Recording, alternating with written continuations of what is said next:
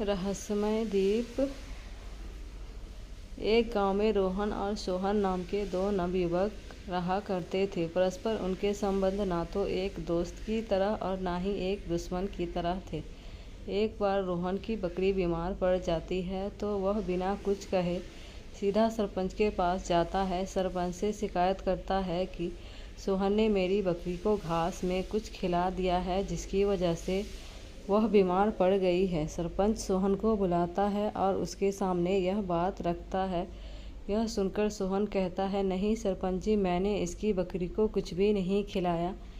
सरपंच, यह तुम दोनों क्या कहे जा रहे हो कि बकरी बीमार हो गई? भला यह भी कोई समस्या है? तुम मेरा समय बर्बाद कर रहे हो। मेरा समय बर्बाद करने के बदले में तुम्हें मेरे लिए 2 किलो बादाम और 1 किलो काजू लेकर आना होगा और सजा के तौर पर दी जाएगी। ऐसा सुनकर रोहन और सोहन सर झुकाकर वहाँ से चले गए। रास्ते में सोहन रोहन को चिढ़ाते हुए कहता है, अरे मूर्ख इंसान, देख लिया ना सरपंच का स्वार्थ। उसने अपने लिए 2 किलो बादाम और 1 किलो काजू मंगवाने के लिए तुम्हें फंसा दिया और साथ में मुझे भी। रोहन, तुमने मेरी बकरी को कुछ खिलाकर उसे बीमार कर दिया, अब सफाई दे रहे हो। सोहन, अरे मैंने तुम्हारी बकरी को कुछ भी नहीं खिलाया, लेकिन तुम तो मेरी बात पर यकीन करोगे नहीं। इस तरह की झगड़ालू बातचीत के बाद रोहन और सोहन अपने अपने घर निकल जाते हैं। लगभग 1 महीने तक वो दोनों आपस में बात भी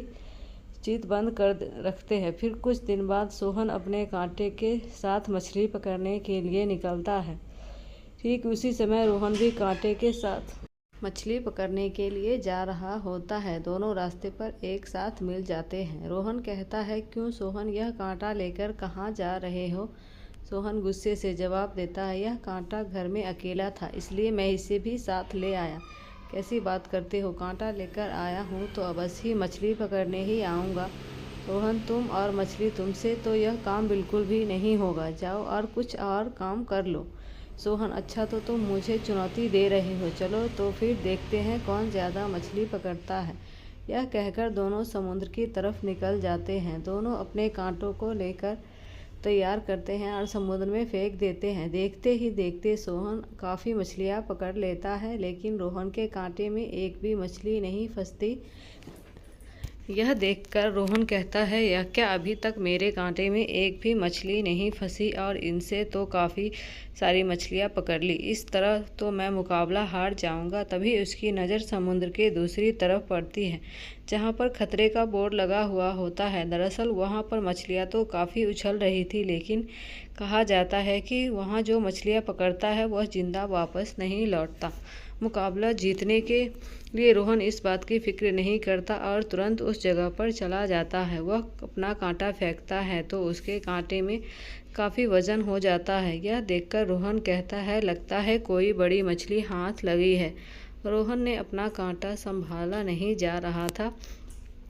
यह देख सोहन भी उसके पास जाता है और उसका कांटा पकड़ लेता है। थोड़ी देर बाद सोहन कहता है, भाई रोहन, लगता है कांटा किसी गलत जगह फंस गया है। कांटे को छोड़ दो, मुकाबले में जीतने के मन में से रोहन कहता है, तुम तो यह कहोगे ही, अगर मैंने कांटा छोड़ दिया तो तुम्हारा हार जाऊंगा। इतने में तेजी के खिंचाव के कारण रोहन और सोहन दोनों ही समुद्र के बीच की ओर खींचकर ले जाने लगते हैं।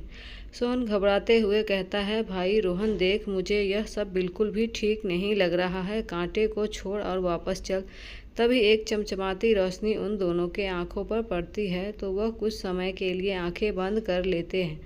उसके बाद वो देखते हैं कि उनके आगे आगे एक सोने की मछली चल रही है, जो बीच समुद्र की ओर लगातार बढ़ रही है। उनका कांटा उसी मछली में फंसा हुआ है और वह भी समुद्र के बीच जा रहे हैं। यह देखकर रोहन के मन में लालच आ जाता है। सोहन से कहता है, देख भाई, सोने की मछली है, आज तो हमारे भाग्य खुल गए। अगर हमने इसे पकड़ लिया तो जीवन भर हम बैठकर एक सुखी जीवन व्यतीत कर सकते हैं। सोहन अभी भी घबराया हुआ था। वह लगातार रोहन को वापस लौटने के लिए कह रहा था। इतने में एक और तेज रोशनी हुई और वह दोनों बेहोश हो गए। कुछ समय बाद रोहन की आंख खुली तो उन्होंने देखा कि वह सोने की जमीन पर सोए हुए उस जगह पर हर चीज़ सोने की बनी हुई थी। पेड़ पौधे, पर्वत, पहाड़, जानवर सब कुछ सोने का था। यह देखकर रोहन खुश हो जाता है और सोहन को उठाता है। सोहन जब उठता है तो वह भी हैरानी से दंग रह जाता है। उसे समझ आने लगता है कि कोई माया जाल है जो उन लोगों को फंसा रहा है। सोहन कहता है, भाई मुझे यहाँ बिल्कुल भी सुरक्षित महसूस नहीं हो रहा है, चलो किसी तरह वापस चलते हैं। रोहन कहता है, क्या बात कर रहे हो भाई, जाते जाते यहाँ से थोड़ा बहुत सोना लेकर चलते हैं, इसके बाद हमें कोई और काम नहीं करना पड़ेगा और हम बैठकर अपना सुखी जीवन जी सकते हैं। यह कहते हुए रोहन एक पेड़ पर चढ़ जाता है और उसके सोने के पत्तों को तोड़ने लगता है। लेकिन तभी सामने से एक बौना सैनिक हाथ में सोने की तलवार लिए उन दोनों की तरफ बढ़ता है। वह बौना सैनिक रोहन और सोहन के पास आकर अपनी उंगली को दोनों की तरफ घुमाते हुए पीछे आने को कहता है। थोड़ा आगे चलने के बाद वह पीछे मुड़ता है तो वे दोनों उसे देख रहे थे। यह देखकर वह गुस्से से अपनी तलवार को उन दोनों की ओर करता है, अपने पीछे आने का इशारा करता है। इस बार रोहन और सोहन डर जाते हैं और पीछे पीछे चलने लगते हैं। वह एक महल के सामने जाकर खड़े हो जाते हैं और वह बौना सैनिक महल के बड़े दरवाजे को खोलता है। तभी एक शैतान मछली नुमा भेष में बाहर आता है। आप सभी का हार्दिक स्वागत है। आपके लिए यहाँ आपके सामने 2 दरवाजे हैं, एक सोने का है और एक दूसरा लकड़ी का। आप जिस रास्ते को चाहो चुन सकते हो। यह बात सुनकर सोहन को थोड़ा अजीब लगता है और वह तुरंत लकड़ी के दरवाजे को चुनने का निर्णय करता है। लेकिन रोहन के मन में लालच होता है और वह सोने के दरवाजों को चुनता है। शैतान उन दोनों को दरवाजे की ओर जाने को कहता है।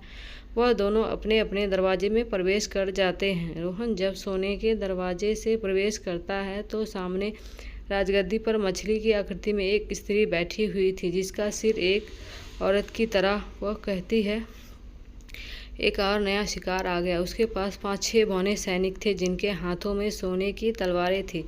शिकार को देखते ही सभी बौने सैनिक अपनी तलवार जमीन पर पटकने लगते हैं और शोर मचाने लगते हैं। लेकिन तभी सिंहासन पर बैठी मछली नुमा स्त्री उन सभी को शांत करती है और रोहन से कहती है, तुम बहुत लालची हो। इस सोने के चक्कर में तुमने अपने प्राण संकट में डाल दिए। लकड़ी का दरवाज़ा सीधा और सरल तुम्हें तुम्हारी मंजिल तक पहुंचा सकता था, लेकिन तुमने उसे नहीं चुना। तुम्हारा दोस्त तो एक सुरक्षित स्थान पर पहुंच भी चुका होगा। इतने में बौने सैनिक रोहन को मारने के लिए दौड़ते हैं, लेकिन रोहन उस स्त्री की पूंछ पकड़कर अपने प्राणों की भीख मांगने लगता है। लेकिन स्त्री अपनी पूंछ से रोहन को एक जोरदार टक्कर देती है और रोहन नीचे ज़मीन पर जा गिरता है। अब रोहन के पास भागकर जान बचाने का एक ही मात्र रास्ता था। वह अपनी जान बचाने के लिए भागने लगता है। दूसरी तरफ सोहन सुरक्षित उसी समुद्र के किनारे पर पहुंच जाता है जहां वे मछलियां पकड़ने के लिए आए थे। लेकिन रोहन को मुसीबत में फंसा हुआ देखकर और उसकी चीखती हुई आवाज़ें सुनकर वह घबरा जाता है और उसे बचाने के लिए रास्ते ढूंढने लगता है। लेकिन तभी समुद्र की दूसरी तरफ से एक बड़ा सा बाज उड़ता हुआ आता है और सोहन के नज़दीक आकर खड़ा हो जाता है। बाज कहता है, मैं पक्षी राजन हूँ। तुमने मुझे दिल से मदद के लिए पुकारा है तो मैं तुम्हारी मदद अवश्य करूँगा। बताओ क्या मुसीबत है। सोहन एक एक करके सारी घटनाएं पक्षी राजन को बताता है और मदद के लिए कहता है। पक्षी राजन कहता है, कोई बात नहीं, मैं तुम्हारी मदद अवश्य करूँगा। तुम मेरे पीठ पर बैठ जाओ। सोहन पक्षी राजन की पीठ पर बैठकर उसी जगह पहुंच जाते हैं जहां से रोहन की चीखती हुई आवाज़ें आ रही थी। वे दोनों सोहन के पास उतरते हैं और जल्दी से सोहन और रोहन दोनों पक्षी राजन पर बैठकर उड़ जाते हैं और पक्षी राजन उन दोनों को समुद्र के उसी किनारे पर छोड़ देता है। रोहन और सोहन दोनों पक्षी राजन को धन्यवाद देते हैं और पक्षी राजन को उड़कर जाता हुआ देखते हैं। इसके बाद रोहन सोहन से माफ़ी मांगता है और अपने लालच पर शर्मिंदा होता है। वे दोनों आपस में गले मिलते हैं और अच्छे दोस्त बन जाते हैं।